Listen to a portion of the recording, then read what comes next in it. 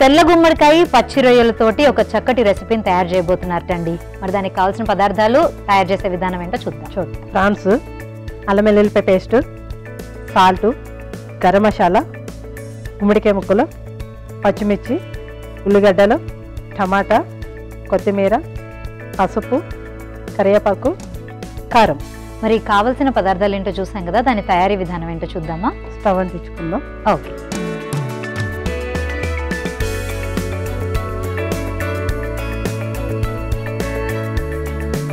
Oil పోసుకుందాం.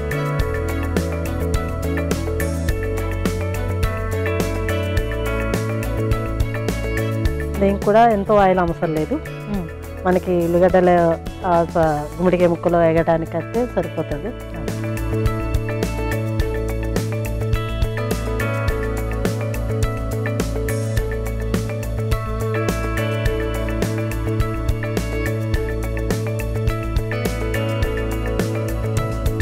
కరివేపాకు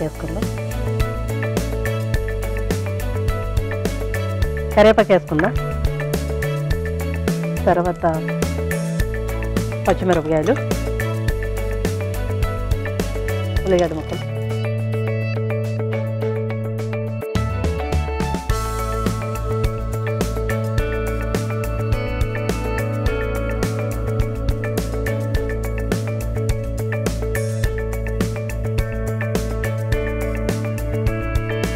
రెండు నిమిషాలు మూత పెట్టుకుందాం.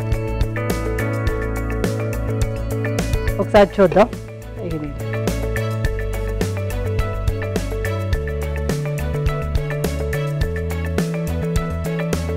టమాటా వేసుకుందాం.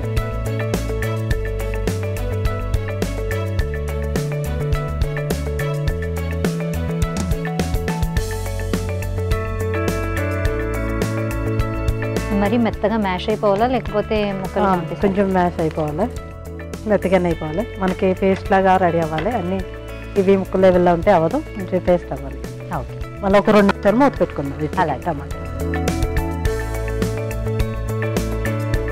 ఇవి వేగింది, ఇప్పుడు చూద్దామా?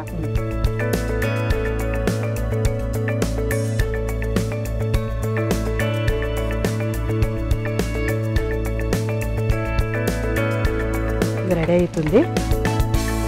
గుమ్మడికాయ ముక్కలు వేసుకుందాం.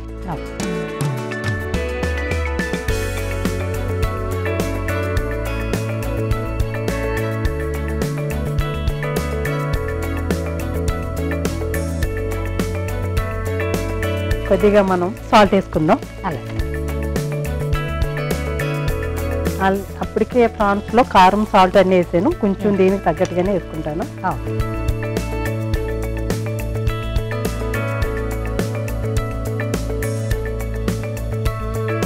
కొంచెం అల్లం వెల్లుల్లిపాయ పేస్ట్ వేసుకుందాం.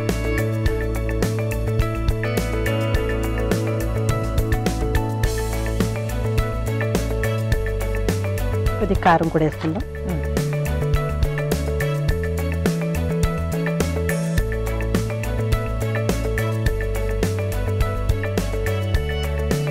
మీ అమ్మాయికి పెళ్లి చేసా అన్నారు, ముందర నుంచి ఈ వంటలన్నీ నేర్పించారా లేకపోతే అమ్మాయి పెళ్లి తర్వాత ఆమె చదువుకుంటా, మిషన్ నేర్చుకొని చదువుకుంటా ఉంది, కానీ బాగా చేస్తుంది వంటలు. కొంచెం పసుపు కూడా వేసుకుందాం.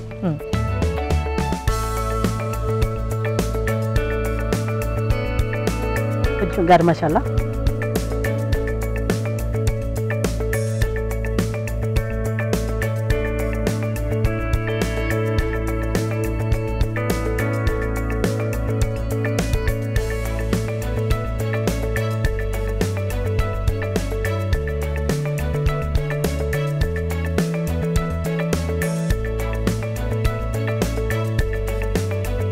ఇది కలిపేస్తాం. కొంచెం వాటర్ పోసుకుందాం.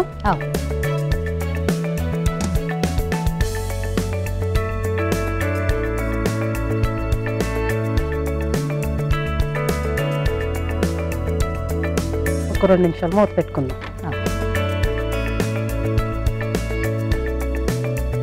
సో ఇది చూస్తుంటే కొంచెం గ్రేవీ కర్రీ లాగా కనిపిస్తుంది. రైస్ తో బాగుంటుందా లేకపోతే ఎలాగా? చపాతీకి బాగుంటుంది, రైస్ కి బాగుంటుంది. ఓకే. ఒకసారి మూత వేసి చూద్దాం. అయింది. ఓకే. మనకే అయ్యింది. నూనె పైకి తేలుతుంది కాబట్టి ఆ ముక్కల నుంచి మనకి గ్రేవీలోంచి బయటకు వచ్చింది కాబట్టి మగ్గినట్టు అయింది. ప్రాన్స్ వేసుకుందాం మనకి లాస్ట్ లో. ఇంకా ఆల్రెడీ అవి రెడీ అయిపోయిన మూలాన్ని ఇంకా లాస్ట్ లో వేసుకుంటాం.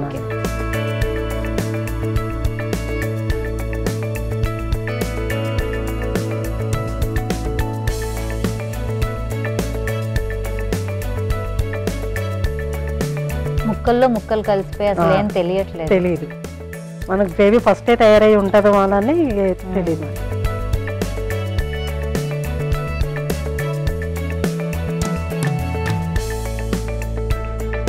2 నిమిషాలు మూత పెట్టుకుందాం. ఈసారి అయిపోయిందమ్మా, మూత తెచ్చి చూద్దాం. అయ్యింది. స్టవ్ బంద్ చేసుకుందాం, మనం కట్టేసుకుందాం. ఇంకా ఈ స్మెల్ మనకి బయటకు వస్తుంది, 2 కలిసినట్టు. అవును, రొయ్యలు అది. అవును, మామూలుగా అంటే ఇలా నాన్ వెజ్ చేసినప్పుడు చేపలు రొయ్యలు వాసన వస్తాయి అంటారు, కానీ ఇది అలా ఏమి అనిపించట్లేదు. అంటే మీరు ఆల్రెడీ ముందర ఫ్రై చేసి తెచ్చుకున్న గురించి మనకి రెడీ అయిపోయింది. ఓకే, మనం బౌల్లో తీసుకుందాం.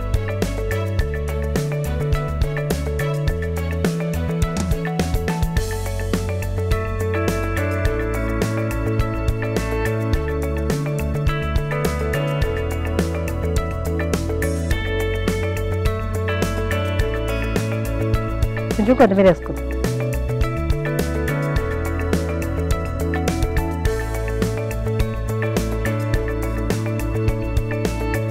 తెల్ల గుమ్మడికాయ పచ్చి రొయ్యల కూర రెడీ అయింది.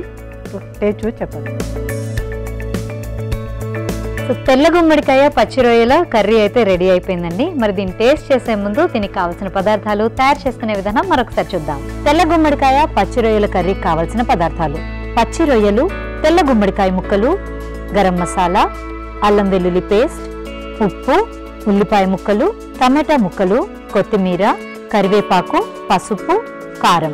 తెల్ల గుమ్మడికాయ పచ్చి రొయ్యల కర్రీ తయారు చేసుకునే విధానం: ముందుగా స్టవ్ వెలిగించి ప్యాన్ పెట్టుకుని అందులో నూనె వేసి కరివేపాకు, పచ్చిమిర్చి, ఉల్లిపాయలు, టమాటో ముక్కలు, తెల్ల గుమ్మడికాయ ముక్కలు, ఉప్పు, అల్లం వెల్లుల్లి పేస్ట్, కారం పొడి, పసుపు, గరం మసాలా వేసి కొన్ని నీళ్లు కూడా పోసి కలిపి మూత పెట్టి కాసేపు ఉడికించుకోవాలి. తర్వాత అందులో మ్యారినేట్ చేసి పెట్టుకున్న రొయ్యలు కూడా వేసి కలుపుకొని మరికొంతసేపు ఉడికించి సర్వింగ్ ప్లేట్లోకి తీసుకుని కొత్తిమీరతో గార్నిష్ చేసుకుంటే తెల్ల గుమ్మడికాయ పచ్చి రొయ్యల కర్రీ రెడీ.